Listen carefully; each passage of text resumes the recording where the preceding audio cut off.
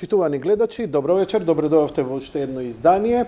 Вечерва гостин во студиото е Ивон Величковски. Господин Величковски, добро вечер, добро дојавте. Благодарам што повторно прифативте поканата да бидете гости во нашето студио. Добро вечер, благодарам за поканата. Мислам дека едно година денес се немаме дружено во овие простори. Стварно? Јас се извинувам, мислев дека порано ве викам да не... Океј. Исклучително го ценам вашето мислење и имате, вие и по вокација сте либертаријански ориентиран, тоа се тие ставови политички, идеолошки кои ги застапувате, но имате едно крајно толерантно размислување што навистина на човек му импонира да разговара со вас, иако да не мора да се согласи со вашите ставови. Така што се сеќавам дека прошлиот пат ова е ваше трето гостување тука, ако не се лажам. Во вашата емисија, да. Да. Во мојата емисија или? Во вашата емисија вкупно. А Претходно и на друга втора телевизија, овде втора. Аха, добро. Ви И благодарам. секогаш пријатно до сега било, морам да признам. Да. И ја, искрено да ви кажам, потребно ми е, значи, кога зборам, ја себе се идентификувам со обичниот гледач. Во време живееме каде што настане да кажам, кармакаш. Психолошки, идеолошки и човек не знае која страна да ја фати. Еве, дозволи ми еден краток вовед, бидејќи не можам да ви поставам конкретно прашање. Имено, се наоѓаме во ситуација на пандемија. Во состојба на пандемија се преземаат радикални мерки и нечесто многу влади во светот, па дури и кај нас, секако дека е добре дојдено тоа да се злоупотреби за затврстување на пропагандата, партиската моќ и така натаму и така. Многу битни работи станаа небитни, многу небитни работи некако станаа врвни, а ние обичните луѓе живееме во една психоза, живееме во еден постојан страв, готови сте, опасно е, страшно е, ова, слепо послушание и така натаму, кој иде од навистина многу рационални до едни пародични. Еве, овие година дена, што све се изнагледавме, како го живеете вие животот и мислам дека низ вашата призма можеме добро да баш ме интересира низ вашиот агол на гледање, како ја согледувате целата ситуација, па ќе видиме која гранка ќе ја фатиме лево или десно. Благодарам за можноста широко да опфатаме еден аспект на нашето секојдневно живење. Како и вие, и јас сум исто така обичен човек и нема необичен човек. Вашите гледачи ги охрабрувам секогаш да знаат дека се едни од еднаквите, односно од рамноправните. Различни сме само во тоа како ги користиме своите можности. Тоа е прва работа. Второ, во делот на толерантноста на гледањето, па видовме дека во овие 30 на години многу нетолерантни видувања не доведоа практично до зид. Трето, соочени сме со пандемија која што е безмилосна и која што на почетокот некои сакаа да ја игнорираат, се покажа дека не е така. Од друга страна се обидоа да ја третираат несериозно, се покажа дека многу скапо чинеше. Потоа се преминуваше и некогаш во крајно екстремни мерки или пак непознавањето на непријателот, еден невидлив микроскопски непријател кој што ги разорува човековите тела, очигледно ги разорува и државните економии и општествата. Представува сериозна закана. COVID-19 е реалност, но верувам дека со сите овие напредоци кои што се движат во моментот, во откривањето или во практикувањето на вакцините, за кои што веќе различни произведувачи имаат 90-95% на успешност, тоа ни дава за право да се надеваме дека од 2021 ќе почнеме да се движиме кон нормализација на живењето, на здравствениот систем, на економијата, но тоа ќе биде само почеток. А мислам дека за еден поубав успон ќе можеме да зборуваме во 2022. Лично да ви честитам на успехот да ја пребродите болеста. Мерси. И уште повеќе да ви честитам на храброста. Вие сте исто така едукатор на јавноста, како што јас да речеме во одредени области. Вие со вашето лично искуство им кажавте на многумина што сте поминале, сте ги предупредиле и секако сте им посакали на сите оние со кои што моментално се соочуваат со болеста да поминат со што е можно помалку последици. Акцентирав на моето нарушено здравје и нарушен имунитет кој го имам цел живот, а поминав добро. А при тоа ќе Значи, кажам повторно, И во вашата емисија. Луѓе, да не си играме играчки. Маска, дистанца, почитување на задолженијата и секако на хигиената. Нашата дистанца ни овозможува да бидеме безбедни, но да ги повикам сите оние кои што се движат, да избегнуваат групирања, да избегнуваат и помладите особено, да седат заедно во затворено, што е можно помалку да ги намалиме ризиците за да ги зачуваме сопственото и здравието на оние кои што ни се најблиски. Без здрави граѓани нема потоа ниту здрава држава и економија. Може еден клизеч и сега? Повелете. Колку време помина од ХИВ? Веројатно од почетокот на 80-тите станува збор за една сериозна. Канцерот современата медицина го детектира пред 150-100 години, така? Како не извадија до сега вакцини за овие работи или лек, а за помалку од година дена треба да поверуваме дека откриле вакцина? Веројатно и тоа е многу логично прашање, но дозволете на вашиот клизеч да одговорам со дефанзивен механизам во фудбал. Апсолутно ве молам. Бидејќи станува збор во едниот случај за сексуално пренослива болест, конкретно за сидата, за ХИВ-сидата, а во другиот случај за лични карактеристики на здравствениот организам, веројатно не може да се најде унифициран одговор како за овој вирус. Се надевам дека јас сум во право, а не вие. Дај Боже да сте во право. Искрено. Но ова се, нели, оние ментални мали таблети кои се уфрлаат во Кока-кола, знаеш, ментос кој ќе фрлиш во Кока-кола и ја ги сакам тие, бидејќи навистина истеруваат дебата и просто понекогаш се прашувам дали се уште треба да се едуцираме или дај да ја олабавиме работава. Еве се обратив до едни научни форуми и кругови, викам ајде да разговараме за мини атомски централи, пошто сум ја анти за градење нуклеарки, ама еве прочитав дека Rolls-Royce ке заседава и со нов проект кој ќе почне мини нуклеарки. Не е ништо ново, бидејќи на Камчатка, Советскиот сојуз кој ќе дојде до Камчатка не постои пат. Само морски или авионски. Кога ќе дојдат големи зими, ги прибираат луѓето само на едно место. Никој не смее сам да живее. Бидејќи збориме за минус 3-40, кај што индивидуално не можеш да се загреш. И тогаш од паркираната, декомисионирана или пензионирана атомска подморница, вадат кабли, го уклучуваат реакторот и греат заеднички простори и хотели, спортски сали и така натаму и така натаму. Ако тој портал, викам, колку е опасен, одржлив и некоја дебат? Нема ништо. Иван, никој неќе да дебатира на тема надвор од ова. Оваа психоза изгледа додека нема да се надмине, никој не ќе биде способен за порационално нешто размислување. Делот на одговорот. Прво, во Европа, ако не се лажам, 20% од вкупната енергија се произведува од атомски централи. Така е. Не е прашањето на тоа дали ќе се користат атомските централи, колку безбедно се изградени, колку се одржуваат и колку стручно се управуваат. Ние го имаме искуството на Чернобил. Веројатно сме имали и други искуства за кои што не сме били информирани. Козлодуј исто имаш инциденти, но тоа не значи дека тие биле опасни за животната средина. Тоа е во рамките на успешниот менеджмент и справување со кризни ситуации. Јас понатаму ќе ве потсетам дека сум еден од иницијаторите на размислувањето во Македонија да инвестира во новата атомска централа во Бугарија, Белене, и тоа со сериозни средства.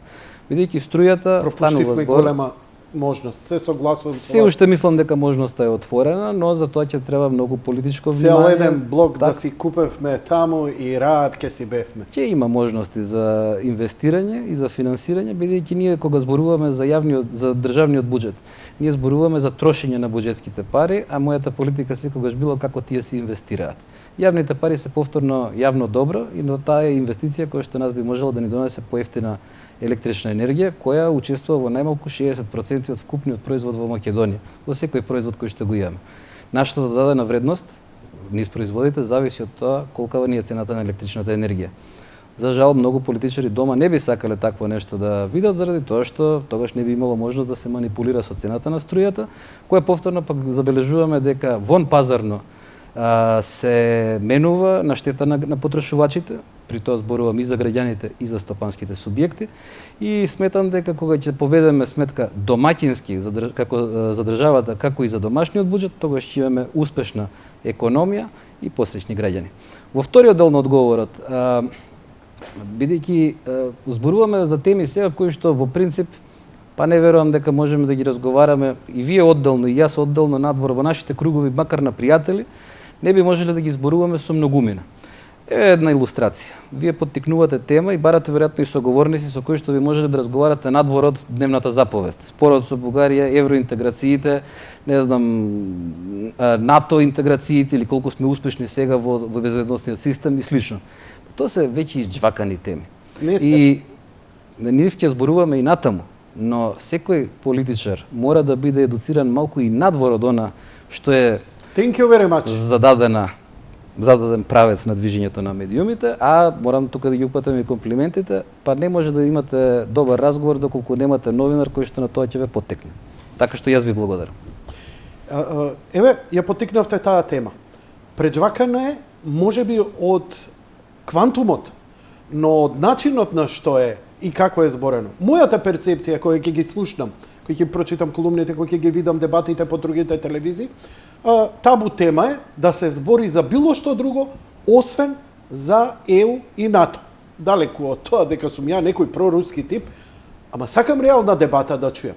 Ја не викам, никогаш не би подпишал ја Македонија да биде со Русија. Ја би подпишал, еве искрено, тоа е мојот став, да сме 51 држава на Соединетите Американски држави и сите идентитетско проблематични прашања соседите нека ги решаваат у Вашингтон. Толку е од мене. Малци ги карикирам, но ние сме на иста оддалечина како што е Хонолулу од Вашингтон, толку сме и ние од Вашингтон. Шега на страна. Значи, знаеш што не можам да согледам? Што ако не ни успее? Бидејќи 30 години политичарите излегуваат на митинзи, излегуваат на телевизија, даваат интервју. Нема друга алтернатива. Еве НАТО влеговме. Мене ми беше јасно дека ќе влезем. Не знам со кој памет и врз која основа ние бевме убедени дека ќе влеземе во Европската унија. Дали мислевме дека е заради Словенија и Хрватска, дека и тоа нас ќе не запати, не знам. Но тоа е моето размислување. Но ме интересира една работа. Ќе влеземе ли? Што ако не влеземе? Што се алтернативите? Каде сега? Еве со Бугарија се фативме во тестец. На страна тие идентитетски прашања, тие би ве замолил посебно да ги образложите, затоа што имам таму под прашање. Но што правиме со една основна стратегиска цел? Треба ли да ја имаме или не треба да ја имаме? Треба ли да сме, како викаше Киро, еквидистанца со соседите? Па, треба ли да имаме еквидистанца и со меѓународната? Не знам. Еве ве прашувам дали една Македонија ваква каква што е, која е како сликана, дали онаа сликата сонот кој лик кој спие е различен на едни тенки прачки и он ја објаснува, вика, сонот е толку кршлив, само малце и некако ме потсетува на Македонија во низините глобални политики или низините насочувања. Пак не ви поставувам прашање, него ви давам еден простор широк за ваше уметнички одговор со уметнички одговор. Подобро слика да е сонот, од што да е Герника. Што да е Герника. Добар си. Тоа е првата. Благодарам. Не дај Боже Герника, не дај Боже. Тоа е вториот дел, значи таа е слика која што дали ја прави во 37 година по бомбардирањето на првото цивилно големо бомбардирање, нели, на Пикасо, се извинувам, Пикасо ја прави по првото големо бомбардирање со големи цивилни жртви во граѓанската војна, авионско бомбардирање во граѓанската војна во Шпанија. Благодарам за корекцијата. Она што е битно е каква слика сакаме. Јас затоа велам подобро е сонот. Да тргнеме од основата. Нашиот сон, нашата цел, една стратешка цел е остварена, тоа е постоење на државата Македонија.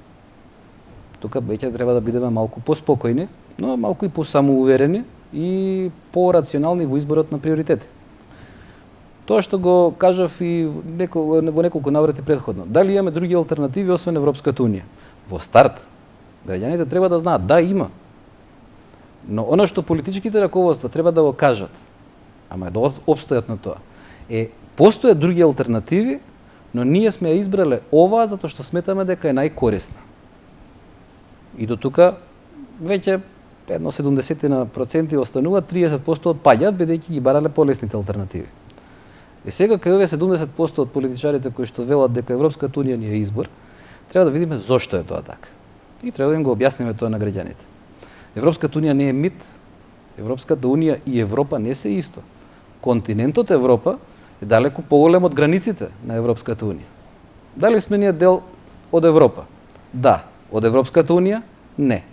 Сакаме да бидеме дел од Европската унија? Да. Зошто? Таа е наднационална групација на земји, по кои што со сопствена одлука, со меѓудржавен договор, ја основале како заедница. Кои биле целите? И кои се денеска целите? Заеднички пазар на земји во кои владее правото и кои што градат заедничка политика за одредени прашања. Под политика не зборуваме само за дневна политика, не зборуваме за партиски односи. Политика на развој во економијата, заеднички финансии, како што веќе гледаме, заедничка надворешна политика, која иако во овој момент може да кажеме дека сепак повеќе во почеток, одошто во финална верзија изградена. Извинувам. Заедничка политика за животната средина и така натаму и така натаму. Значи многу повеќе од дневна прагма и дневна политика. Зошто јас сметам дека треба да бидеме членка на Европската унија? Затоа што како земја припаѓаме на поднебјето кое може да ги исполни тие стандарди и кое што природно припаѓа на тие стандарди. Нас ни е потребен отворен пазар, кој што Европската унија ни го нуди многу повеќе од што бил претходниот 24 милионски пазар. Дали сме ние подготвени за тоа? Тука доаѓаме до тешкиот дел. Не сме баш, затоа што не вложуваме доволно напори во градењето на нашата економска инфраструктура и во градењето на нашиот политички, ако сакаме, и општествен мајндсет. И ова што денеска се соочуваме, дури и во вашето прашање го забележав. Ние имаме една чудна состојба во која што споровите ги доживуваме како спорови со нашиот идентитет. Партиите идентитетот го нудат веднаш, на секоја втора идентитетот. Но всушност, како што забележа еден многу попознат аналитичар од мене, еден многу, јас би рекол, поголем ерудит од мене, господинот Арсим Заколи, всушност одека како да станува збор за еден судир со нашиот менталитет. Значи не е во прашање идентитетот, во прашање менталитетот. И сега, она што како македонец би сакал да го кажам. Многу често ги бараме извинувањата да дојдат од некаде другде или многу често ги бараме исприките пред себе во околностите. Луѓе околностите се случувале. Народите имале или немале среќа да формираат држава. Ние сме имале среќа да формираме држава, да имаме доволно мудри раководства кои во одреден период успевале да удрат еден, втор ред, цигли, тули. Сега сме го имаме и кровот веќе. Сега наша задача е овој дом да биде добар, посакуван, атрактивен, но да биде и во убава населба. Дали го одговорив делот зошто сметам дека треба да бидеме во Европската унија? Не. Кој е оној дел кој што не ви го одговорив? Состојбата со Европската унија. Имено со почетокот на кризата Европската унија катастрофално лошо реагираше. Тоа не е тука прашање на хейтање, ова е прашање на факт. Никој не беше задоволен, па и од оние што се како ги викаат централни лидер земји во Европската унија, Франција и Германија, кои апсолутно раководат со се носечките столбови на Европската унија. Друга страна имаме една Британија која излегува. Очигледно е дека унијата покажа многу слабости од излегувањето до бирократизацијата која ја воведе. Имено, рековте и унијата на кои принципи е поставена. Колку мене ми е познато, таа унија не е поставена на политички принципи, каква што е денеска, и бара политички решенија, политички компромиси, донесува политички одлуки кој ќе биде, а не практични. Таа беше унија замислена од познатиот ставено му името пред седиштето на Роберт Шуман. Шиндлер ќе го кажев. Шуман, која требаше да биде заедница, економска заедница за слободна трговија меѓу државите на европскиот континент и врста да се гради. Одамна тоа и малку повеќе од тоа. Во самиот старт на креирањето, извинете. Добро. Објаснете ме. Значи ја така ја доживував. Сосема коректен стартот. Каде што верувам дека либертаријанскиот пристап, кога имаш ти отворен пазар, кога имаш ти отворени граници, сите нерешени прашања интуитивно се решаваат и се надминуваат во интерес на добриот живот, на владење на правото. Затоа што искрено верувам дека правото и политиката не се тие кои раководат економијата. Колку подобра економија, колку повеќе успеси, толку повеќе слободи. Интуитивно слободите се надградуваат. Од каде ми ја влечам оваа теза? Ќе ти кажам. Еден од најпознатите капиталисти, господинот Хајнц, кетчапот. Значи, тој е првиот германец кој пребегал во Соединетите држави, кој не пребегал, отишол негде кај 1800 и некоја година, отворил фабрика, собирал рецепти за производство. Хајнц 48, знаеш што значи? 48 рецепти имало. И како дошол до кетчапот, како до туршијата, 48 производи, како све. За да го има врвниот производ на пазар, вовел во рамките на сопствената фабрика, каков Маркс, какви бакрачи, какви идеологи, вовел лекари, вовел, како се викаат овие што негуваат раце, козметичари, педикири. Маникир, педикир. За вработените. Лекари, за да им бидат здрави, оти знаел дека само здрав човек смее да го пушти со маска да работи. Во идеални услови, да имаат редовна плата, да се наедени, за да производот му биде како што треба. Не било железара, па да му е гајле, дали, ако не, ќе најдам некој друг. И вложувал во работниците. Вложувал во работниците и работничките права, затоа што тоа му се исплатело. Ние тоа денеска не го гледаме, ние гледаме наметнување на правила, кои прецени доаѓаат од Европската Унија, која, морам да ти кажам, се повеќе ме потсеќа на бивша Југославија. Една убава творба, која се избирократизира и прво се одвои Словенија, сега Британија, Англија, нели, Обединетото кралство. И сега, дали ќе го гледаме распадот на нешто што веќе има сериозна разнишаност, а не гледаме моќ да го надминат. Преголема бирократија не може да донесе успех. Тоа е моето чувство за Европската Унија. Значи, почнав од кои принципи, нели? Либертаријанскиот. Се надевам дека не заборев. Ајде, тренирајте ми ја сега концентрација. Океј. Ја не поставувам прашање, него опширни. Не говорете. Вие кажувате нешто што го зборуваат многумина, сублимирате практично повеќе мислење на многу луѓе на различни групации. Тоа е сосема легитимно. Јас не го спорам делот на бирократијата. Сигурно дека од денешна призма веројатно уредувањето на тоа дали краставиците треба да бидат прави или криви не е многу битно, нели? Ја го има и тоа. Се согласуваме. Или димензијата да биде таква и таква. Тоа не е битно, но квалитетот, гарантираната употреба на доволно, но не премногу хемиски средства и слично, сигурно е многу битно за нашето здравје. Еве на еден таков аспект да тргнеме. Во илустрација, кога секоја бирократија која ќе пуштите да ја земе својата, да ја земе моќта над логиката, завршува во владење на хартијата, а не на луѓето. Во тој момент треба да се потсетиме секогаш и на уште една работа. А тоа е дека потребата од собирање на европските земји во Европската Унија или Европската економска заедница, како што започнува на почетокот, е во една повоена Европа, во една полуразорена Европа во која што многу луѓе ги имаат изгубено своите животи, која што тешко успева да се враќа назад и без помошта од Маршаловиот план реално и тешко ќе стигнала до ова ниво денеска.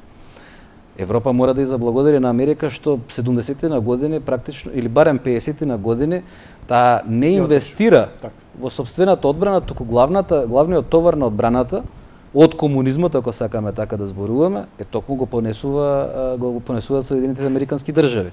И денеска Европа добар дел мора да признае дека социјалната комоција која што им ја нуди на граѓаните, практично е заради тоа што можела да заштити средства кои што некој ќе требало да ги дава за наоружување. Исто и со Јапонија.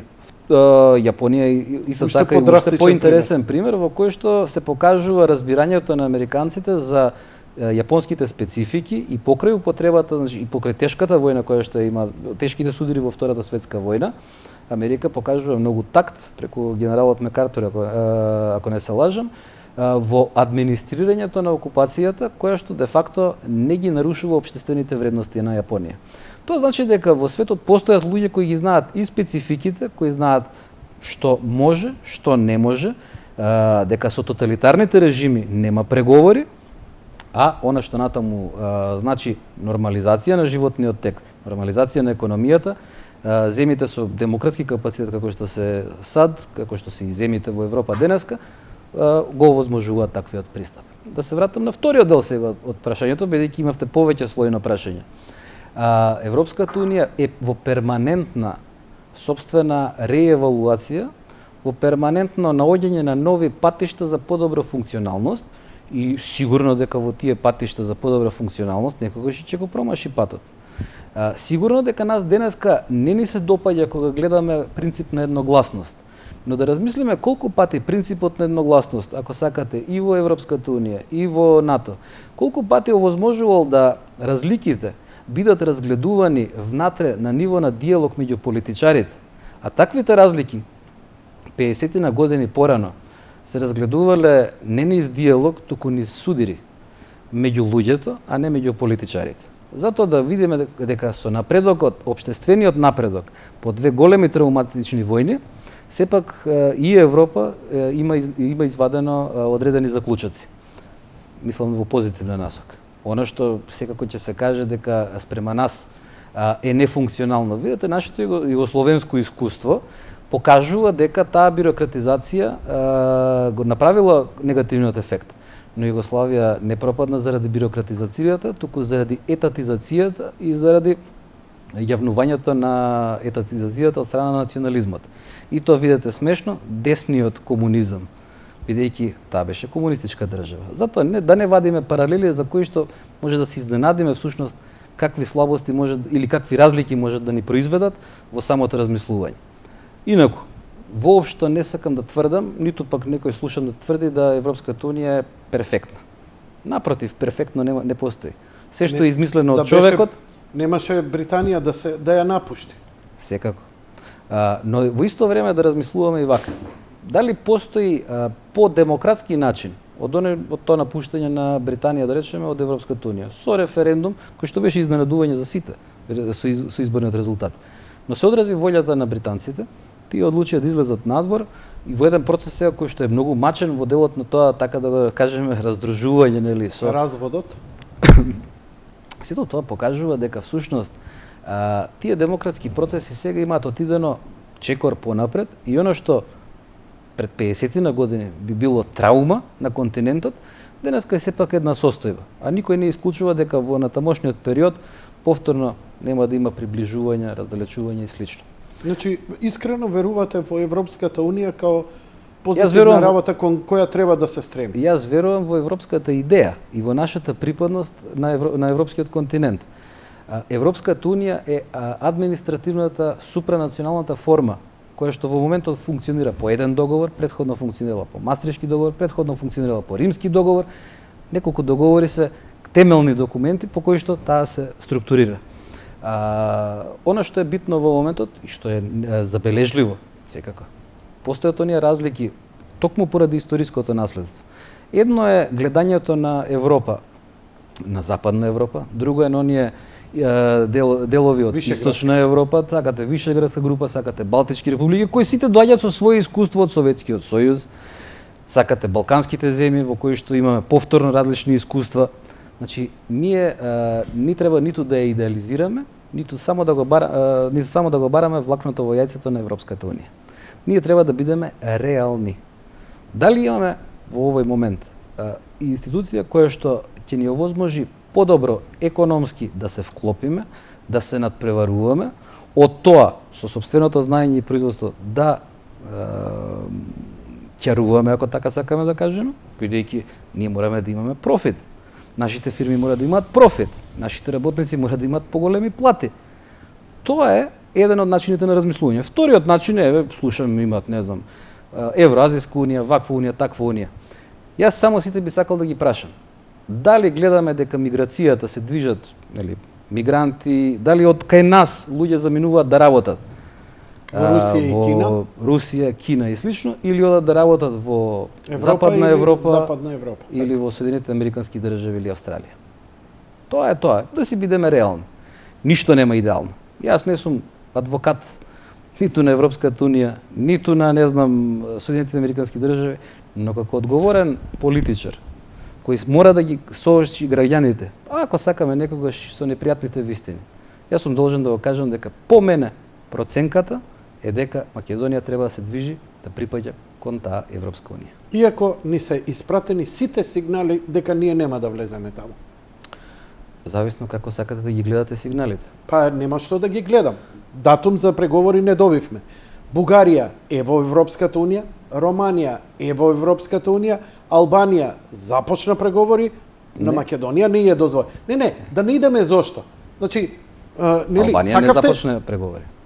Доби датум за преговори. Значи вака сега. Блокадата која што ја добивме ние, не ја анализираме сега, понатаму. Сакам општата слика. Општата слика. Да, поповршна, значи, нели, Ајде поглобална. поповршна. Значи, во вториот дел детално ќе одиме со договорите на Грција, Бугарија, што тоа нас ни носи локално овдека и ние како Македонија. Но во секој случај, знаеш како, на крај, нели, рековте, нема пофер нешто работа, одошто на референдум да се изјасниме. Прашање и сериозно се загрижени представниците на Европската унија од падот на популарноста на Европската унија во Македонија не сега. Воопшто тоа драматично опаѓа затоа што кога имате вие председател на држава од СДСМ, господин Пендаровски, кои се апсолутно, како да кажам, еврофанатици. И кога он ќе ти изјави, ја не знам, вика дали Европа нас сериозно не свај и воопшто. Кога председател ќе добиете, онда викаш враг од нио шалуша, вика. Направете разлика меѓу утилитарни проевропејци, утилитарни македонисти и оние кои што се реал проевропски насочени или реал македонисти, неомакедонисти. Епа тука е целата работа и не можеме да ги цепкаме работи, да ги цепкаме прашањата. Не, пазете, ја Европската не ги делам унија. луѓите по ВМРО-вци се Вашето прашање, вакви или онакви. Вашето прашање е многу односот на Европа на крај што донесе? Вашето прашање е многу легитимно. Аха. Не, се да објаснувам, знам дека е легитимно. Немате потреба да се да објаснувате. Аз се извинувам, повелете. Многу сте јасен и морам да ви признам. Ја не ве разбрав, за тоа се. Тоа е целата работа. Многу македонски политичари Европската унија има како штит. Сгрешија политиката, ама нас тоа ни го бара Европска унија. Сгрешија политиката, штитот напред, нас тоа ни го бара Европска унија. Не. Чекајте. Европската унија не бара невозможно. Европската унија ви вели утре да започнеме преговори. Што мислите, ќе одлучуваме дали треба тоа или како? Прашањето е тоа што е веќе усогласен критериум. Кога ние ќе го примениме?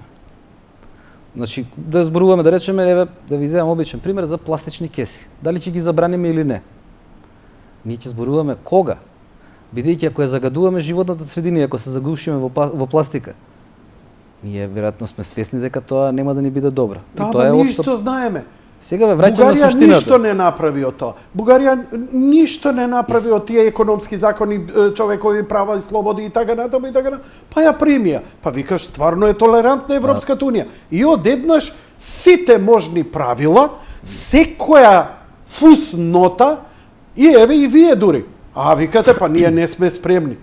Па ние пред 10 години поспремни, пред 15 во моментот кога Бугарија беше примена и Романија, ние бевме 10-кратно по-спремни да влеземе во Европската унија, па и тогаш имаше проблем. Не навлегувам зошто. Тоа е представувањето на мејнстрим медиумите пред македонските граѓани. Не, јас само цитирам, ова е извлечено не од медиуми, од ваши колеги политичари.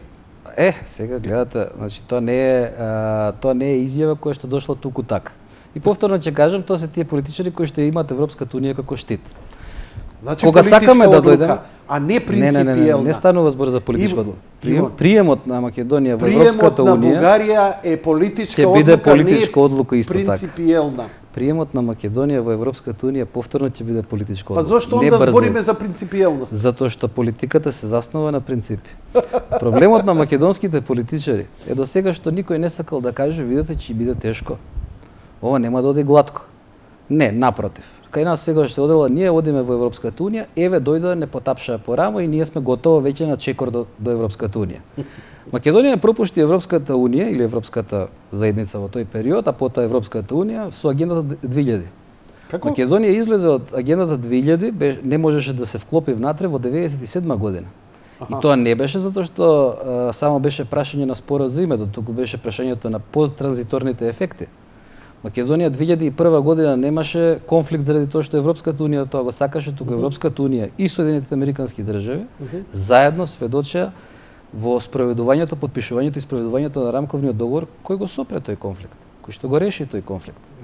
Европската унија не беше таа која што викаше немојте да ги исполнувате критериумите, напротив, нашите влади влегуваа во барање на други идентитети од надвор од нашиот македонски словенски идентитет, потоа други не беа криви. Значи, ние имавме проблем во наоѓањето на сопствените приоритети.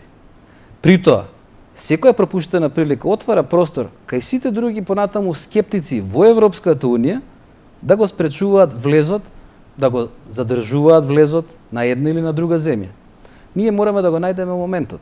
Денеска, еве, јас проверував, практично нема многу колеги кои што ќе ви кажат дека е многу подобро Македонија да не одеше со ланската реторика на Димитров во делот на тоа да се одвоиме од Албанија во патот кон Европската унија, бидејќи тој инсистираше и ги молеше своите колеги, одвоите на Албанија не влече назад. Денеска гледаме дека и Македонија и Албанија останаа на истото место, но Албанија преку нејзиниот председател на Комисијата за надворешни работи, дури и до Софија, која го поддржува албанскиот влез во Европска, почетокот на преговорите на Албанија со Европската унија, тој му порача и на Борисов. Не ја блокирајте Македонија, заедно да одиме. Значи, знаете, потребна е една свест дека Европската унија со сите овие работи кои што се случуваат внатре. Брисел сигурно не е идеално место за живење, Брисел е место на многу голема динамика. Македонската дипломатија, заедно со своите пријатели, мора да се најде во таа динамика. Верувајте, доколку Македонија беше подготвена уште во 2000 година, ќе можеше заедно со Словенија во 2001 да влезе. Ја пропуштивме Хрватска, и пропуштивме Романија и Бугарија. Знаете, убаво е да се каже дека секогаш некој друг е крив и веројатно имало и надворешни причини за такво нешто. Ама некогаш причините малку да си ги побараме и дома. Као, например, кога одбиваме германска компанија како Ауди да изгради фабрика, им викаме не ни требате и после сигурно тоа делува и кај европските политичари, кај сите. Нели, тоа не е мала работа. Дека кај нас и Volkswagen можеше да влезе, но мислам дека на македонската влада се прашуваше како да дојде до толков број на инженери. И никако да им текне дека, например, одреден број на инженери ќе ги имате во Македонија, ќе ги вработите практично сите кои што немаат работување, па ќе можете да повикате и луѓе да работат од Албанија, од Косово, од Србија, од Бугарија, од Грција. Веројатно и таму ќе се најдеше некој инженер. Ама друго ќе беше фабриката да биде тука, а друго е да бара свое место сега во Турција. Иако со ковид кризата не знам како е сега реализацијата на тој проект. Затоа дозволете уште да ве вратам уште на претходното на прашање. Како велите вие, ние би сакале да бидеме 50 и некоја таму држава на Соединетите американски држави. Јас не би. Добро да. Јас би сакал Македонија да остане држава, самостојна, суверена, независна, и способна да се носи со своите проблеми. Но и да биде кредибилен партнер во членство во алијансите и униите каде што сака да биде. Кредибилен партнер и во НАТО и во Европската унија. Со јасна визија, регионално, домашно, регионално и континентално, како може да придонесе, каде да се најде во меѓународните односи, бидејќи секој, па и најмалиот шраф, во една машина, ако го нема да работи машината. Но ако е добар шрафот, таа машина работи и заради малиот шраф, и заради големата радилица. Јасно, не можеме изолирано да делуваме, па затоа сите е... Не може на комшијата да му биде лошо, нам добро и виз верса. Така е. Но... И затоа сите оние теории на заговор, не сакаат, готово. Не знам, јас сум слушнал во однос на НАТО, во однос на Европската унија, мал милион опции.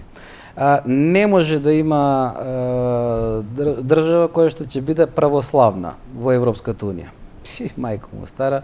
Барем и видовме две држави со доминантно православно население кои што се во Европската унија, и Романија и Бугарија.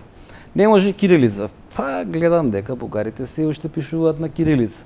Значи тие фами, тези и сето она што сакаат одредени да ги наречам YouTube аналитичари и YouTube и мислам дека треба да кои се гола вода. И затоа ги молам граѓаните Не е секогаш тоа да бидат критични, но секогаш да се движат по тоа што луѓе со познавање ќе им го понудат како опција и ќе го земат како обврска. Не можам да се согласам, апсолутно сте во право, но не можам потполно затоа што не може сета вина да е во Македонија. Ние во вториот дел ќе разговараме и за едни тешки небулози, кои баш ме интересира како ќе ги објасните пред гледачите. Вечерва во овој момент со вас можам да се согласам за тоа дека целата вина не е во Македонија. И тоа сме сигурни. Одлично. Да ви дадам една илустрација, зошто цело време инсистирам на тоа дека Македонија мора да биде солидарна кој еден од своите соседи со кои што навистина реално и нема никаков проблем. Албанија. Зошто уште лани реагирав на позицијата на Димитров? Затоа што тоа беше јасно, тоа беше еден тест. Македонија малку се почувствува подготвена и веднаш беше подготвена да го напушти практично основниот дел на солидарноста кон оние со кои што е обкружена. Пред да пукне аферата со Боки. Кога се случи така, кога се случи рекет. Од Макрон добивме одма поздрав после тоа. Кога се случи рекет, така е. Ама ние, видите, нас не предупредуваше, ако не се лажам, нас не предупредуваше и францускиот амбасадор. Многу јасно. Или 10 фамилии. Во мај месец имаше интервју за Voice of America, каде што го интервјуира за какви тие големи криминали збореше. Он беше првиот кој го спомна тоа. А Voice of America, бидејќи амбасадиве знаат што се случува, многу побрзо од што сите наши служби или истовремено знаат, беше некоја порака, решавајте го случајот побрзо затоа што знае. Ништо немаше додека не излезе на видело, додека италијанците и бугарите не ги пуштеа тајните снимки од кај Коамчев и така натаму, што не беше знам кој пуштал уштедна. снимки од каде. Значи вака. Но Бугарската, не, вие не знаете, еве тогаш да објаснам и за гледачите. Так. Значи, беше јавно објавено и од институции потврдено дека Бугарската тајна служба извршила снимање во домот на Орце Камчев, а бугарите сами да влезат овде, членка на ЕУ и на НАТО, без да добие дозвола од некој висок центар, мене ми е нонсенс. Сето тоа не го објавува Бугарија, го објавува и Италија, една од најголемите членки на Европската Унија. Со кого се они политички врзани, тоа е рамно на спекулации. За мене, ова е порака од американците, ја утнавте работата, средувајте се. Тоа е мојата верзија. Но еве, нека не стои од американци. Но од секој случај, меѓународната ни испрати јасна порака дека владење на правото нема. Клучниот проблем во Македонија не е ни менталитет, не е ни ова. Ние немаме владење на право. Ние немаме независни судови, немаме независно судење, кај нас се суди кој ќе дојде на власт и нормално после тоа Макрон ни рече чао, па нели како беше она, се извинувам, ја ќе бидам вулгарен. Сега бугарите се педери, тогаш Макрон беше педер, тогаш сваќаш сите оние вулгарности, па дури од политичари. И па ева вака сега повторно доаѓаме до тоа дека е до менталитетот. Затоа што менталитетот на неказнивост, да, во многу помогнати во толерирањето на политичките елити овде, е менталитет. Менталитетот на барање вина секаде околу, освен кај себе, е менталитет. Менталитетот на способност кон сите соседи, освен кон еден, кон Србија, да се однесуваме со подозрење. Кога ќе дојдеме до ситуација да гледаме во моментов да речеме забележуваме дека всушност па за нас бугарите биле цело време означувани од наша страна цел народ како фашисти, грците како монархофашисти, албанците како балисти и ние забележуваме дека во нашиот ајде да го наречам полуинтелектуален мејнстрим, бидејќи тоа е она интелектуала кој што љуби да се нарекува така, на потегот Бихачка, Фондација Отворено општество и Линденска 2, забележуваме дека тие перманентно градат еден менталитет и преку одредени своји инсталации во медиумите, граделе менталитет во кој што се обидувале да се постават како морална вертикала, следејќи го духот на југомакедонизмот. Македонизам контролиран и во функција на југословенски Белград, кој што наследно практично останува киднапиран, ако сакаме, уште од Балканските војни 1912 и Практично, југословенството овде е последната закрила на псевдоинтелектуалата, која што сака да бара секаде виновници за она што не го испорачува кон сопствените граѓани. Најголемиот дел од судирите во Македонија, меѓу македонците и албанците, во односот кон нив, произлегува во оној момент кога Македонија започнува да ги следи Милошевичевите односи после Газиместан. Но во исто време ние мораме не смееме да заборавиме дека практично кинењето на изворниот македонизам не се случува толку видливо, но перманентно се применува. Од моментот кога практично Македонија останува во проекцијата на држање како една голема касарна, погранична зона, ако сакате полициска станица од 27.000 квадратни километри, во кој што македонците и албанците стојат внатре како тампон зона на Југославија и конкретно на Србија во јужниот дел во однос на Албанија, Грција и Бугарија. Заради тоа, овдека ние не зборуваме за многу работи, за кои што веројатно ќе го отвориме прашањето и во вториот дел од емисијата како што најавивте. Но денеска во Македонија се крши југомакедонизмот, во Македонија се крши неизворниот македонизам, каде македонците се средство за одржување на конфликтна состојба кон Албанија, кон Грција, кон Косово и кон Бугарија. Денеска веќе тие работи се отварат и тоа е прашање на менталитетот. Тој менталитет кој што овде е граден со генерации, во кој што дедовците започнале, синовите продолжиле, внуците денеска се обидуваат да останат на истата линија. Пропаганда или менталитет она што е разговараме во вториот дел. Она што е најинтересно, ќе извинете, само е смешното. Југословенството е отидено заедно со Југославија. Панславистичкиот проект на Москва врз основа на комунистичката интернационала во еден период по Втората светска војна не постои.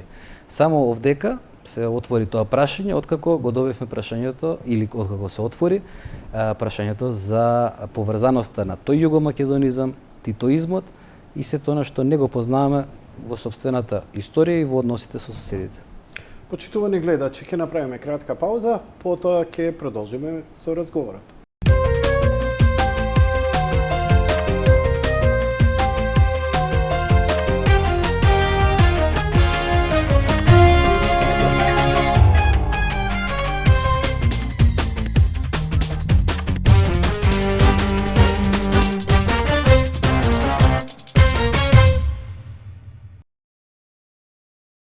Повторно сме назад во студио со господинот Иван Величковски. Доаѓаме сега до овие клучни најактуелни политички моменти, а тоа е ветото кое Бугарија ни го стави. Одеднаш во целава работа изнедрија многу работи, но еве може една хронолошка ваше согледување, затоа што имате секогаш така пооригинален, малце и не мејнстрим поглед на работите. Како дојдовме до ова вето, што понатаму? Ова одлагање кое што се случува во моментов, бидејќи ние ќе имаме вакви прилики на 300 и кусур на 300 и кусур моменти кои што ќе може да се стават забелешки и слично, ова одлагање во моментов сметам дека е конкретно вето, ако сакате, за три политички лика и државни лика во Македонија, тоа се Зоран Заев, Никола Димитров и Стево Пендаровски. Знам дека во принцип е за многумина изненадувачки, јас ова го имам и претходно напишано. Станува збор за една политика во која што Македонија лесно влегуваше во подпишување договори, но тешко во имплементација. Она што денеска е поп-фрапантно е што ние на државните позиции на Бугарија не одговараме со државни позиции на Македонија. И сега кога ја отвараме оваа тема, затоа зборувам за менталитетот и затоа зборувам за сето оно што ќе биде потребно да го согледаме во нашето политичко делување. Прво и основно, ако ги следите забелешките на Захариева изнесени пред нивната комисија за надворешна политика во Народното собрание во Бугарија, изнесени минатиот четврток. Таа ви зборува за застој кој што бил најавен и за забелешки за кои што македонската влада била информирана на последната меѓувладен состанок кој се одржал минатата година. Прво.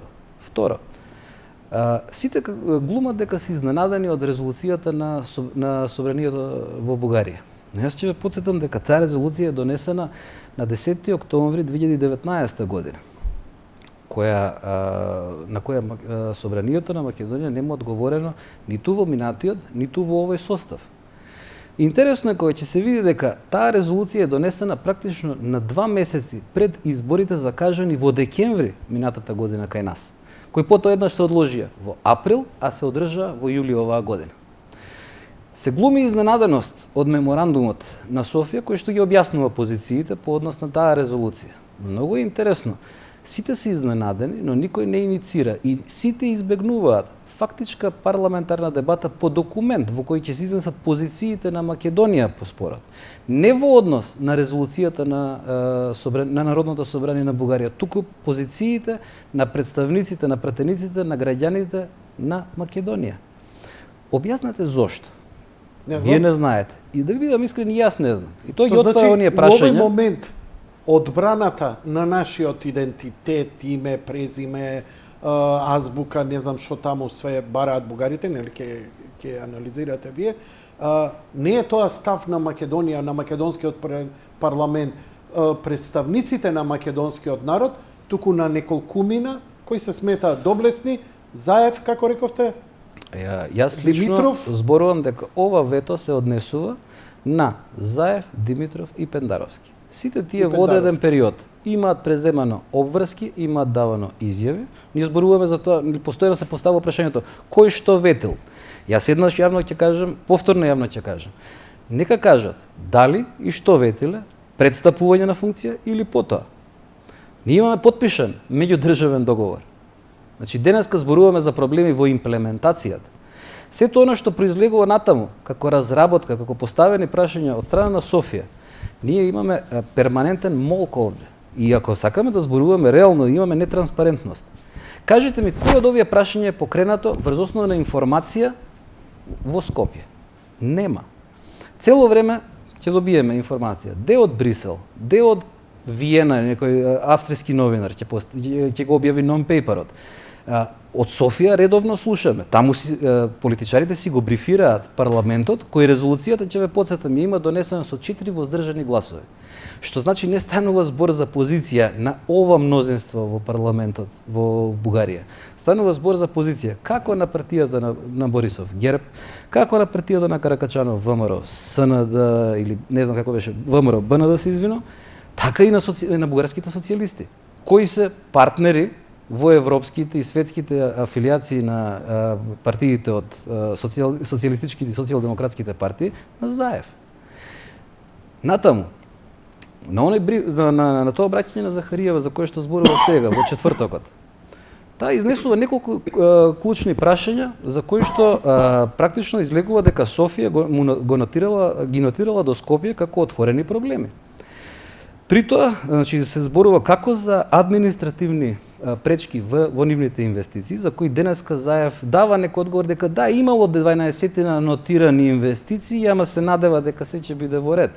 Не разбирам. Па така, денеска, значи, веќе тој реагира, Заев реагира по тие забелешки. Какви забелешки се тие конкретни, не ми се познати, бидејќи не следам детално. Захариева, се консултирате со текста? Да. Конкретно со текст во кој што наоѓам детали. Да, кажете каде ги што слободно. таа пред Комисијата за надворешна политика потенцира дека за ставот на Софија има и деловни пречки, како блокирање на бугарски инвестиции во земјава со административни пречки, застој во изградбата на коридорот 8, недонесување на 3-годишна програма за образование и култура од македонска страна и одбивање на соработка во одбраната. Видете, она што е најинтересно, јас ова го пренесувам од портал на македонски. Тоа значи дека овде практично само да го видам на твојот мобилен, не ти отварам слики, повелете? не ти браузи. Не, се шегом, се шегом. Тоа прашање на транспарентност кај нас го нема. И транспарентноста кај нас не ја овозможува државните институции. Ако сакаме да зборуваме за транспарентност натаму, ние мора да зборуваме за тоа кои се позициите на Македонија визави овој спор, не визави ставот на собранието на Бугарија или позициите на бугарската влада. Тоа значи дека од кај нас треба да произлезе некаков документ кој собранието што го викаат некои црвени линии. Сакате декларација, да? Како и да. Затоа што ние во овој момент зборуваме за тоа како интерпретираме, но ние не даваме сопствен став. Зошто? И тука го поставувам прашањето, не само до СДСМ, го поставувам прашањето и до ВМРО ДПМН. Го поставам прашањето до сите партии кои што се застапени денеска во собранието. На резолуцијата или на меморандумот на Софија, ние одговараме со пресконференции на политичките лидерства. Ве молам, тоа е несериозно. Како тоа? Лидерска средба не одговара на форматот донесена декларација, донесен документ во едно собрание на нашата соседна земја. Туку? Ние треба да имаме документ, дали е декларација, дали е резолуција, дали е стратегија, дали врз основа на информација. Во парламентот. Па нормално. Ние па во парламентот постои? уопште не разговараме на оваа тема. Воопшто. Во исто време владата избегнува да даде свое образложение што се случува, бидејќи таа е во преговори. А зашто се преговара тогаш, да одговориме, бидејќи веќе имаме потпишан договор. Или поточно, да побараме да ни информира владата до каде е имплементацијата на договорот. Затоа што тој договор не е само хартија. И овој спор практично повторно не враќа на она што го зборував. Не е прашањето тука подалеку од менталитетот, а не од идентитетот. Затоа што за идентитетот перманентно политичките партии де го внесува во спорот со Грција, од именски стана идентитетски спор. Сега станува спор од историско, како сакате наречете го, историско јазичен, повторно преоѓа во идентитетски. Македонските партии како да се трудат што е можно повеќе да го закомплицираат, а не да го решат ова прашање. Уште еднаш ќе ве потсетам и на една многу интересна финеса во предизборната кампања. За ова не зборуваа македонските партии. Не зборуваше ни СДСМ, не зборуваше ни ВМРО-ДПМН. Но за овие прашања зборуваше ДУИ. Во еден период во кој што комплетно беше избегнат дуел или соочување меѓу трите кандидати за премиер, шпицен кандидати, како што беа наречени, Заев, Мицкоски и се извинувам за кандидатот на ДУИ во моментов мала блокада. Ние имаме состојба во која што Зибери. Зошто воопшто не беше поканат господинот Зибери на ниту една дебата меѓу двата лидери? Кои прашања се обидувавме да ги зацкриеме? Во кампањата на ДУИ имаше еден многу интересен момент каде што Ахмети вели: ДУИ се јава како гарант на двата договори. Видете, многу интересна позиција. Како тоа во таа кампања Ахмети да зборува за Гоце Делчев како најголем херој на македонците, во исто време да се појави и онаа илустрација со Гоце Делчев со кече, во кој што заедно се борел против отоманската власт. И за македонците главното прашање е што бара кечето на неговата глава, а не признанието дека станува збор за нашиот, ајде да кажеме, втемелувач, обликувач на идентитетот. Натаму да одиме во оваа ситуација која што ги вади. Табиет. Која што ги вади. Македонски табиет. Не е ова. Па не е битно што носел на главата. Битни се пораките кои што се упатени. Така. За жал, изгледа дека не сме подготвени за таков тип на дебата во рамките на изборите. Потоа се случи меморандумот кој дојде неколку дена по објавувањето на втората влада на Заев. Затоа сметам дека беше некоректен обидот Османи да биде внесен како тампон зона во односите со Бугарија. И трето, денеска мора да бидеме соочени со фактот дека околу Македонија се формира санитарен политички коридор, во кој што отворените спорови се отворени и барат разрешница, а онаму каде што до сега гледале многу голем дел од македонската псевдоинтелектуална и политичка елита излез, кон Белград, од Белград е јасна исто така пораката. Дечки, тоа си е ваше прашање, ќе си ги отворите тие прашања, ќе си ги гледате, вие сте си самостојна држава. Само југомакедонистичката линија овде не сака да го види тоа, затоа што во таков случај завршува оваа 30 годишна, ајде да кажем, доаѓаме до катарзата на оваа 30 годишна жабокречина, во која криминалот, ништењето на образованието, корупцијата, ништењето на судскиот систем се основна врзивна точка на политичкото действување. И во него ќе бараме надворешни или домашни, во наводници, непријатели, но нема да ги побараме грешките во тоа што не сме сакале да видиме или што не сме сакале да направиме. Затоа, тука би предложил да стопираме и да се огледаме што се случува, кои се барањата од Бугарија за кои што ние зборуваме перманентно, но никој не сака да ги дефинира. Ние добиваме денеска една слика во која што се забележува дека всушност Захариева демантира цела една неколку деценијска политика на Софија. И таа вели се признава реалноста. Се признава македонскиот народ. Што е тоа што повеќе би сакале да го чуеме? Да, се признава, ама бараат од нас да потврдиме дека ние сме со бугарски корен. Чекајте малку. Ако тргнеме од тоа, дека се признава македонскиот народ, дали ќе одиме во тоа да зборуваме сега дали тој македонски народ одеднаш го добива идентитетот или предходно? А што е битно? 40... А што е битно како преговор за влегување во Европска унија воопшто овој муабет? Полека. За овој муабет да дојдеме, треба да отвориме за тоа кои центри раководат со домашната политика и дали домашната политика се раководи по узанси на Скопје или по узанси на југомакедонистичката политика. Дали сме ние извор на соработка или сме извор на разлики? Или сме извор на разлики. удба пропаганда? Меѓу За тоа ли збориме? Можеме да зборуваме и за да тоа. Да го кажеме, вие со главната политички поента. висок јазик говорите, туку да им го збориме.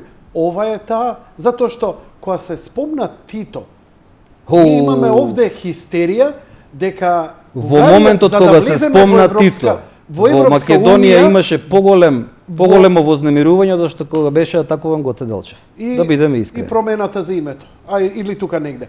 Но сакам да кажам, реално, еве и да ни стои тоа како услов да се откажеме од Тито. Што сега? Ние да донесеме декларација дека се откажуваме од Тито. Еве, не е битно.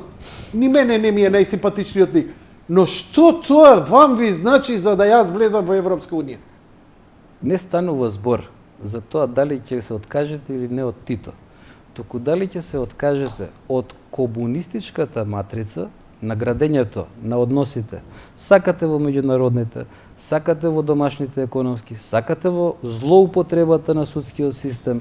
Зашто сакате можеме да зборуваме? Да, ама од нас не се бара да се вратиме на суштината. Реформи. Бугарија не бара реформи од нас. Се бараат реформи. Бугарија од нас бара. Не ги бара од нас. Бугарија ги бара Европска унија. Ајде сега. Дали Бугарија бара да се откажеме од сопствениот идентитет, дека ние сме во суштина бугари? Ајде да ве прашам вака. Не, одговори ми. Ќе ви одговорам со ова прашање, бидејќи добро. Илустрацијата е во следот. Ако почнеме на прашање да одговараме со прашање, добар сум тука. Меѓународно јавно правниот национален идентитет е дефиниран во моментот кога Македонија ја создава својата држава во Југославија. Но тоа не го негира претходниот македонски идентитет, бидејќи вие народ не правите со еден потек на пенкал. Но тоа е оно што нашите политичари мора да го кажат, да го објаснат, затоа што не станува збор. И што не кажуваат? Па тоа е дека што ако се согласиме со Бугарија дека ние сме бугари, кај треба тоа? Бидејќи тоа бара тоа кога вас Бугарија ви вели ние не можеме да ја негираме реалноста, македонците си постојат. Да, ама дека имаме бугарски корен. А кој го вели тоа? Бугарија го бара од... Ама видете сега, вие можете да ми побарате во овој момент да ви го дадам телефонот. Океј. Јас можам да ви го дадам или не. Ако сакаш да си одиш дома, еве, например, и ќе го даеш. Не, напротив. Се шегувам. Карикирам. Дали во договорот стои или не стои? Ама како може да стои прашање од овој тип? Договорот е политичко правен. Ние зборуваме сега за интерпретации. И во тие рамки зашто ви зборувам? Дека ние интерпретираме неточни работи од тој договор, дека Бугарија е многу коректна спрема нас во ова? Видете, коректност во политиката, во меѓународните односи не треба да се бараат. Дека се ова коректни барања кои ние можеме лесно да ги пребродиме и да ги... Јас можам да зборувам дали тие си ги поставуваат легитимно, а јас го барам нашиот легитимен одговор. Внимавајте. Треба ние да потврдиме дека македонскиот јазик е реално да постои, тоа го велат бугарите, но дека е тоа дијалект на бугарскиот јазик. Па ова вето, повторно ве враќам, е вето кон три лика. И кон менталната матрица на политичките елити, кои овие три лика ги изфрлаат меѓу другото на површина и ги создаваат како тековна политичка елита. Не можам да ве разберам, се повторувате. Можете да ме разберете, но не сакате. Не го повторувате, не сакам. Можете да ме разберете и сите го разбираат тоа. За да ве разберам точно, а гледам дека сте храбри да влезете и таму кај што е табу тема, впрочем, вие сте познат по тоа. Еве, вие сте преговарач. Што од вас се бара? Дали вие би се согласиле дека Македонија има бугарски корени? Воопшто не станува збор за тоа дека Македонија има бугарски Ама корени. тоа ни го бараат. Па не, тука е целата работа. Зашто имате комисија историска? За да ги отвори фактите, не ви ги бара никој да вие се изразувате денеска дека сте бугарин. ВМРО ДПМН вели дека е нонсенс. Ама тоа е улогата на историски дипломатијата, Илковски. Јас не ви кажувам што сакаат другите да чујат. Јас ви кажувам како јас размислувам и како постапувам. И ние денеска практично немаме дипломатија. Или, поточно да кажеме, она што е правено до сега било чисто импровизација. Заради тоа што денеска, објаснете ми еве патот по кој е дојдено, било до Преспанскиот, било до Софискиот договор, тоа е непознаница. Затоа повторно велам, и едно што го имам кажано, во овој момент, ако сакаме да излеземе од прашањето во кој момент и во кое својство имаат прифаќано наши политичари обврски, тоа значи дека ќе треба да идеме на друг формат на владата. Но во овие моменти, и на ковид криза, и на вакви тензични, ајде да ги наречеме политички односи. Многу работи Треба не да се објаснуваат. Треба да размислат луѓето кои што се во собранието. Јас не можам да го правам тоа за нив. За каков формат на владата зборуваме и што ни е потребно. Практично ако забележиме, денеска зборуваме за интерпелација кон Димитров или интерпелација кон Османи и слично. Не, интерпелацијата е за Зоран Заев. Бидејќи неговиот пат значи пад на таа влада и отварање на барање ново мнозинство, кој не треба да го исклучува СДСМ или барем делови од СДСМ, кој не треба да го исклучува ВМРО ДПМН или барем делови од ВМРО ДПМН и слично. И сите оние кои што се коалициони или парламентарни фактори во оваа ситуација. Зошто? Затоа што ако сакате да поништите претходно преземени обврски вон државни функционални карактеристики, тоа можете со елиминирање од политичкиот живот на тие личности. Дали сум доволно јасен? Не сте. Доволно сум јасен? Сте јасен. Доволно сум јасен. Не, заради тоа мене си ми јасен, ама ја треба да ти интерпретирам не, за народот. Не ги подценувам, не ги подценувам граѓаните, да но граѓаните мора да знаат една работа. Многу е лесно да се биде грлат, да се биде човек кој што ќе зборува популист или да зборува со тешки зборови. Така. Тоа не е политика. Добро, Заев беше испофален, па и наградуван, местени, неместени, не е битно, дека е најтолерантниот, успеа да го реши конфликтот со Грција, со подпишување на Преспанскиот договор. Но, очигледно, дека тој Преспански договор сега ја охрабри Бугарија и за порадикални барања да има спрема нас. Тие барања кулминираа со Тито, на крај изјавата на Захариева со Тито, каде што, мислам, само што на улици не излеговме. Ајде да ве прашам, знам дека се сеќавате, но е реторичко прашање. Ви текнува на Лисабонската декларација 92 година? Таму По Лисабонската декларација не постоиме ние. Името Македонија не сме да се спомне. Денеска се спомнува и си постои. Така.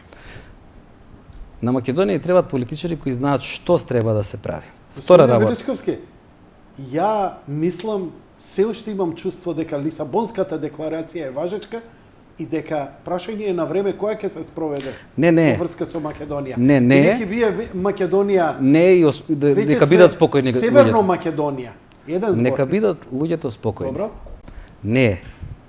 Но она што е битно натаму е да се знае дека ние кои ќе ги отвориме овие прашања, ќе погледнеме не само во историјата внатрешно, туку ќе погледнеме и во еден регион, да знаеме да ги ставиме работите во регионален и временски, ако сакаме, просторен и временски контекст. Идентитет не се гради денеска и утре го имате. Не. Идентитетот оди со генерации и тој е несопирлив. Затоа овие барања внимателно се забележувам срочени во Софија, и ако забележувате уште една работа, Софија не атакува на македонците, атакува на официјално Скопје. Прва работа. Второ, денеска, и оно што сакам да го имаат секогаш во предвид политичарите дома. Ние мислевме дека ние влегуваме во НАТО. Не луѓе, НАТО беше овде од првото истоварување на контингентот на УНПРОФОР во Македонија 92 година. Оно што е битно е дека ние сме во НАТО, но НАТО дојде во Скопје и влезе во Македонија. И во овој момент треба да разбереме, ова повторно не е моја мисла, но ќе ја користам како многу добра илустрација и правилна илустрација. Границите на Македонија ние денеска треба да размислуваме сојузнички. На запад не се до Дебар, туку се до Драч. На исток не се до Деве Бајер, туку се таму до Варна и до Бургас, бидејќи ние сме сојузници во НАТО. Затоа, овој санитарен коридор политички кој што е воспоставен сега, за отварање на табу темите, ако сакате, но и за отварање на сето она што значи интерпретација согласно идеологија, а не согласно фактографија. Немаше да се сложам со вас, се додека нашите Твитер пријатели не почнав со шарените револуционери, кога почнаа со вулгарни постови, просто како некои мои бивши колеги кои исто така за бугарите, вакви биле, онакви биле, па одеднаш шарените, толерантни, ултралиберални почнаа со иста реторика. И тогаш ми стана јасно. Мислам дека до овој момент се крши митот дека е Заев толку толерантен и либерален, но сепак за тоа стои една тешка приколка која СДСМ ја влече токму од овие работи. Како се излегува од ова? Дали мислите дека проста смена на власт, бидејќи ова крило, оваа поставеност, тешко дека ќе се смени. Они се успешни на терен, они го владеат теренот, ги имаат средствата, све работи за нив, нема фабрика, нема компанија која не ја владеат, нема медиум кој не е контролиран, така што... Неколку пораки покажа дека тоа се крши. И тие пораки, ќе направам една аналогија. Бугарија практично учеше на примерот на Грција. А Грција го следеше поднесувањето на Скопје во однос на рамковниот договор.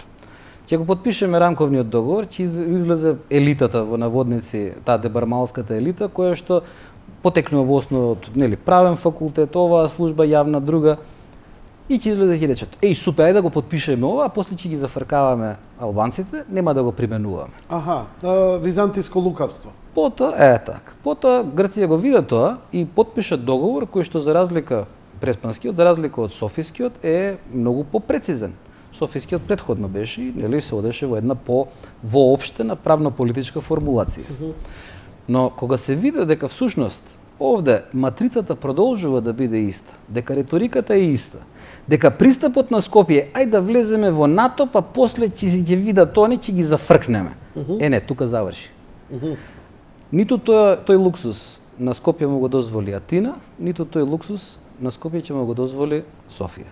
Но во исто време, оно што е денеска ни изгледа како невозможно, за многу скоро ќе се види дека се нивелира, бидејќи во градењето на политиките, во дипломатијата некогаш во пазарењето, како сакате кажете, се поставуваат високи барања за да се постигнат потребните цели.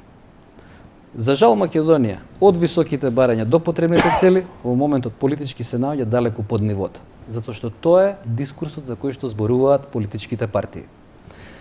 Ќе ве потсетам на еден говор на, ајде како да го наречам, тоа не е ни говор на омраза, тоа е говор под било какво ниво, на еден, ајде, ваш колега, нема да споменувам име, бидејќи владата го разреши. Знам на кого мислиш, ама не заслужува. Гледате за как велико станува збор. Ќе го направиме среќен дури у најлоша. Во таа матрица напредувале де новинари, де уредници, де главни одговорни уредници, и во моментот кога не може да се налепат на она што изгледа моментално конјунктурно, утилитарно, се оди со говор на омраза, со сексизам, во кој што не за една, за две министерки за надворешни работи на соседни земји се зборува. Видете, владата го направи минимумот што можеше да го разреши. Извинувањето е она што треба да следи и кон господјата Захариева и кон господјата Бакојани. Ништо му го накршија, го тргнале од одборот. Ни плата, ни бутор, само форма. Но ако мислиме дека тие пораки и тоа однесување, таа беневолентност кон секој што може да навредува и да цели народи да означува, она мејнстрим матрица на иживеаната, ајде да наречам староскопска елита, па ние две червени ован, ве мола. Тоа е под нивото на било каква дискусија. Во исто време, опозицијата мора да внимава. Се обидуваат, гледам некои да наметнат ракурс на тоа дека за македонскиот јазик нема што да се преговара, бидејќи ние сме ја дале, како беше, писменост. Ајде малку да ги сообразиме фактите. Единствен кој што зборува за тоа дека Македонија е изворот на словенската писменост е Путин. Значи, во овој момент, тој што ќе влезе во замката на таа путинистичка реторика, всушност ќе покаже дека го прифаќа правецот на третманот на ова прашање кој што го посакува Москва. Во таква стапица се надевам дека опозицијата и Мицковски, конкретно и ВМРО ДПМН, нема да влезат. Во исто време, ние мораме да зборуваме, кога зборуваме за јазикот, македонскиот јазик е јазик. Тој припаѓа на јужнословенската група на јазици и како таков е меѓународно и признат и кодификуван. И тука немаме зашто натаму да се грижиме или тоа да го ставаме како позиција на дефанзива. Но ако сакаме да бидеме искрени, секое продолжување на теоријата бугарите се татари, практично значи продолжување на квази историски тези уфрлени уште од времето на кралството СХС на овие простори, во кои што негирањето на словенската припадност на бугарите е практично последица на експанзионистички теории кои што денеска во Србија не постојат, ама југо-македонистичко, југо-носталгично Скопје и квази интелектуалци се обидуваат да ги нафрлат. Зошто поставуваат замка за својот народ? Зошто стапицата за собствената држава? И последно, сосема на крај. Се надевам дека сум доволно јасен сега. Чим идам на следно прашање, мене ми е јасно. Поточно, убеден сум дека гледачите кои не се навлезени како вас во толку анализа, им се јасни работа. Последната информација вели дека денешната изјава на Зоран Заев, на премиерот Зоран Заев е дека сепак не сме далеко од договор и дека наскоро може да очекуваме надминување на овие проблеми и оваа блокада која имаме од Бугарија. Токму она што вие го рековте дека ништо не е конечно, дека ова е само еден сегмент кој и така натаму и така натаму. И сега да веруваме дека, знаете, многу полесно би му било и на Зоран Заев, и на Димитров, и на Пендаровски да стоеше позади се во ова една македонска декларација, исто како што многу им е лесно на бугарските политичари, затоа што зад нив стои декларација на нивниот парламент. Дали треба, дали се уште не е доцна такво нешто да се направи, за да се олеснат или сега е веќе отидено, па дај да видиме што може да се спаси или harm reduction. Не е доцна. Прво, значи, повторувам, лидерска средба не е формат на носење политички одлуки од државно значење. Државните позиции ги отсликуваат државните органи, низ нивните представници, извршната власт ги спроведува тие политики. Тоа е политиката на едно мнозинство, но за вакви прашања секогаш станува збор за барање широк консензус. Внатре во собранието, меѓу политичките партии и меѓу представниците на различните етнички припадности. Македонија има своје шаренило и тоа не е хендикеп, туку е предност. Втора работа, кога зборуваме и натаму, останува на тоа дека следните предизвици повторно брзо ќе дојдат. И подсетувам, сите овие пречки за кои што денеска ние како се изненадуваме, Заев како да бил паднат од Марс, всушност им биле предочени на македонските државни функционери уште лани. Да не се лаже. Транспарентноста ја кочи Скопје, а не Софија. Јас би сакал информациите да ги добивам од Скопје и од медиумите во Македонија, а не од Софија и од медиумите во Бугарија. Или медиумите низ Европа. Натаму. Ние се обидуваме перманентно да ја тргаме на страна, да ја тргаме на страна нашата улога на сојузник и партнер во НАТО. Значи, уште еднаш, не заборавајте, ние сме во НАТО одамна, но со станувањето формално 30-та членка на НАТО, НАТО е во Скопје. Само македонските политичари тоа го имаат заборавено. И трето, да ве подсетам, овој процес започна од Тиранската платформа. Таа е платформа која што е подпишана таму, но таа е практично составена од партиите на албанците во Македонија. Одбојноста покажа дека не е вистинскиот начин. И внатре има одредени содржини кои што најавува уште тогаш за што ќе се зборува.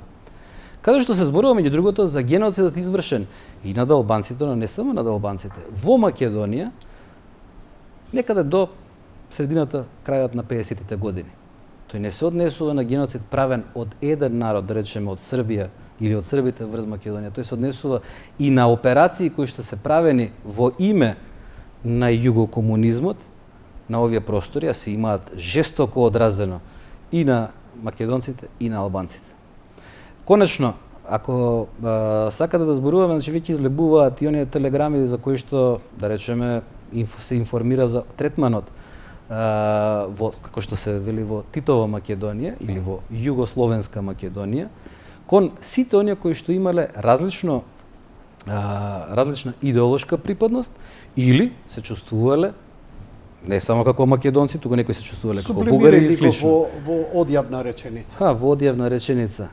Станува збор за операција која што во 49-та година, на 9 ноември, ако не се лажам, практично овде се спроведува од страна на Темпо. Не, тоа го знаеме. Во ред, да не идеме натаму, затоа што вие го знаете тоа за 43-та година, не за 49-та. Не, го знам и ги знам и живите сведоци на тоа што го правеле. Значи, што со сето тоа и сиве овие сознае за ова денес? Не треба да се срамиме или да се плашиме од својата историја. Но Македонија не е ниту испостава веќе. Скопје не е испостава ниту на Белград, ниту на Софија, ниту на Атина, ниту на Тирана, ниту на Приштина. Скопје е главен град на Македонија. Македонија е земја членка на НАТО и Македонија сака да биде членка на Европската унија. Политиката, јавниот дискурс, историјата, науката, владењето на правото ќе функционира овде на тој начин, соочувајќи се и со оно што ни е слабост и со оно што ни е предност. Нема потреба да чекаме или некого да штитиме или некого да браниме. На крајот на криштата, Балканот се менува сериозно. Пред 5 години би очекувале дека, да речеме, Додик во Република Српска може да ги изгуби изборите вака како што ги изгуби. Можете да го очекувате договорот што Белград и Приштина го направија пред неколку месеци. Немојте да чекаме само работите да ни бидат кажувани. Некогаш треба и ние само иницијативно да ги водиме. Подобро е за нас. Имаме капацитет доколку се прекине со старата матрица. Господин Величковски, благодарам за вашето гостување и опширно објаснување и анализ. Благодарам на поканата. Почитувани гледачи, тоа беше се за вечерва. Благодарам за вашето внимание. Лека ноќ и пријатно.